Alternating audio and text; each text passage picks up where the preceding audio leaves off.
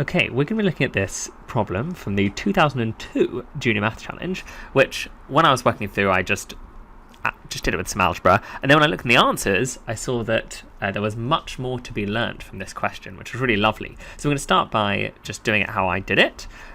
Pause the video, try it yourself first, obviously, and then when you're done, unpause, and I'll go through it. So, diagram is complete. The number in the middle of each group of 3 is the mean of its two neighbours. What number goes in the right-hand end cell? So, what I should have thought... Actually, no, let's start with just what I did. I was like, you know what? I don't know this. Ooh, let's use a pen. I don't know this. I don't know this. And I don't know this. But what can I learn from this? I was like, oh, I can get loads of simultaneous equations here.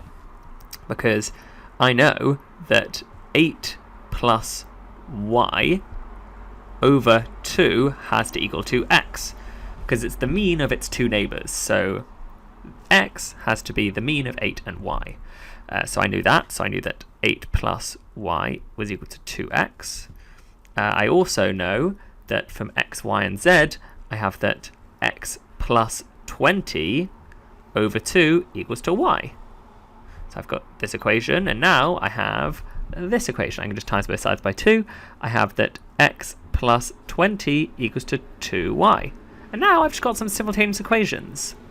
So let's write them similarly. So let's put all the x's and y's on the same side.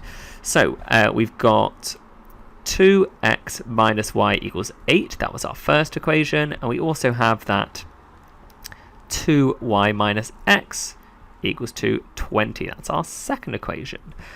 So how could I do this? Why don't I times this one by 2? Because then I get 4x minus 2y equals to 16. That's equation number 3. Now I have the same amount of y's. Got a 2y and a minus 2y, so I'm going to add them together. So I'm just solving simultaneously by elimination. And then I get that 3x equals to 36. So x has to be 12.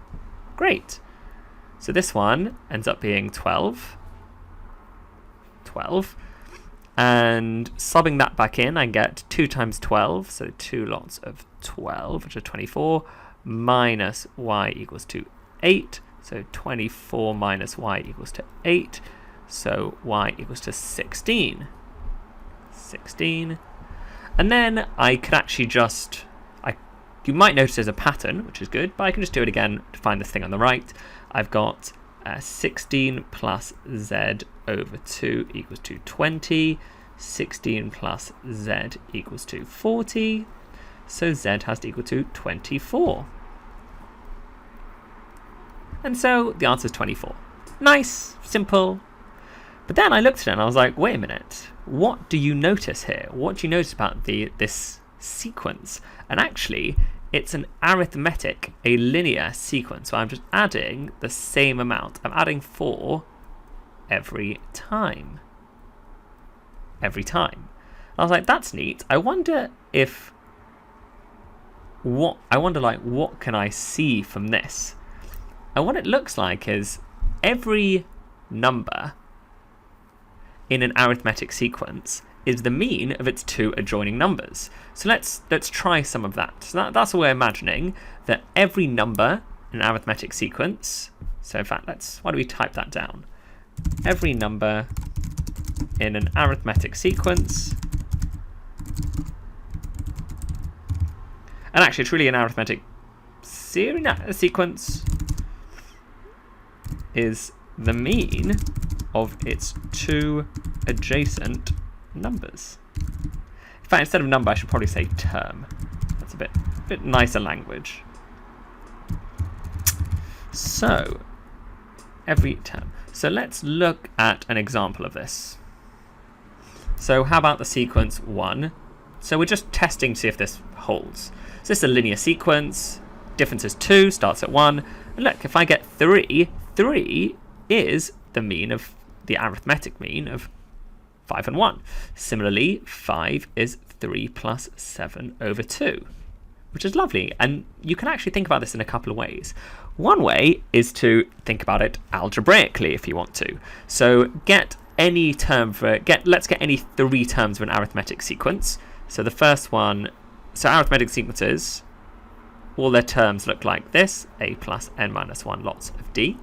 So we can just get a term, let's say a plus some amount of d. So that's just any term. It's a is our first term, by the way. N is just how many we're doing, and just a random amount, and d is that common difference. So then the next one would be a plus n plus 1d, because we've got one more difference, and the next one is a plus n plus 2d. So we've just got 3 random terms in an arithmetic sequence. We can see that within each one the common difference is just d. That's all that's changing here. We're just adding some difference. So let's see if this works. Let's see if this guy is the mean of the other ones. So let's go a plus nd plus a plus n plus 2d, all divided by 2. And let's hope that gives us what we want. So this is going to be a plus nd plus a plus nd plus 2d, all divided by 2. I just expanded those brackets, which is, if I collect the like terms, 2a plus 2nd plus 2d over 2, which is a plus nd plus d, which is a plus n plus 1d, just as I wanted. So that's really cool. So we can prove it algebraically. We can also think about it as distances. If we're on like a number line, the key thing with arithmetic sequences is the distances between each term is the same. And that's really what the mean tells us. When we have the mean of 2 numbers, that mean is always going to be in the middle of the 2 numbers. So the reason this works is because we are really looking at what is the middle of those 2 numbers, which is pretty cool. So if I have a sequence like 1, or let's go 11, 14, 17, on a number line, the distance between these 2 numbers is the same. And that's really what we're trying to do when we're finding the mean of 2 numbers, is we're just trying to find what number is exactly in the middle of those 2 numbers. And that's the number with the same distance on both sides. So, started off with quite a problem that I went at algebraically, but what's nice is that once we realize it's a linear sequence, we could have just kept it going. And once we've seen that as soon as you get this term, the 12, is exactly in between the 8 and the 16, we know that it's just a linear sequence and we can keep it going. So yeah, lovely problem with a nice aha moment at the other side, which I had never seen before. So yeah, something to enjoy with arithmetic sequences.